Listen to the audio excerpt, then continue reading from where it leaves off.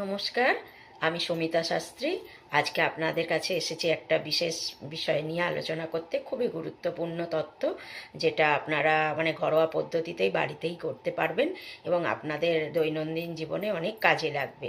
সেরকমই একটা তথ্য হচ্ছে যে আপনারা যদি দেখেন যে শনিদেবের কুপ্রভাব আপনার উপর পড়েছে, হয়তো আপনি বুঝতে পারছেন না, কিন্তু আপনি যদি দেখেন আপনি অনেক কষ্টে আছেন, এটা তো বুঝতে পারছেন যে আপনি অনেক কষ্টে রয়েছেন।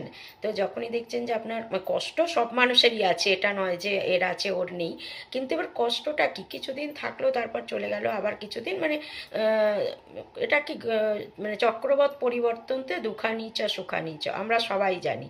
তো চক্রের মতো এগুলো আসে যায়, কিন্তু কারোর যদি সেটা যাচ্ছেই না, সমানে তার কষ্ট লেগেই রয়েছে, তাহলে ভাববেন যে কোনো শনিদেবেরই গ্রহের একটা প্রভাব চলছে, যে আপনার ধাইয়া চলছে বা সাড়ে সাথী চলছে বা এরকম কিছু। তো সেক্ষেত্রে আপনারা এইটা করতে পারেন, আপনাদের একটু দান করতে হবে। খুব যে দামি কিছু তা নয়, কিন্তু শনিবার করে আপনাদের এটা দান করতে হবে। সেটা হচ্ছে শনিবার করে আপনারা যদি কালো ছাতা কোনো ব্রাহ্মণকে গিয়ে দান করেন, বা কোনো শনিদেবের মন্দিরে কোনো পুরোহিত পুজো করছে তার কাছে গিয়ে যদি আপনি এই কালো ছাতাটা দান করতে পারেন, তাহলে কিন্তু শনিদেবের প্রভাব থেকে আপনি অনেকটা মুক্ত হতে পারবেন। এবং একবার দান করলে হবে না, প্রত্যেক শনিবার করেই আপনাকে এরকম ছাতা দান করতে হতে পারে। তো আপনি দেখছেন যে হ্যাঁ, একটা মাস মানে 4টে শনিবার পড়বে, তা করুন না, অসুবিধে কী আছে, 4টেই তো ছাতা দেবেন।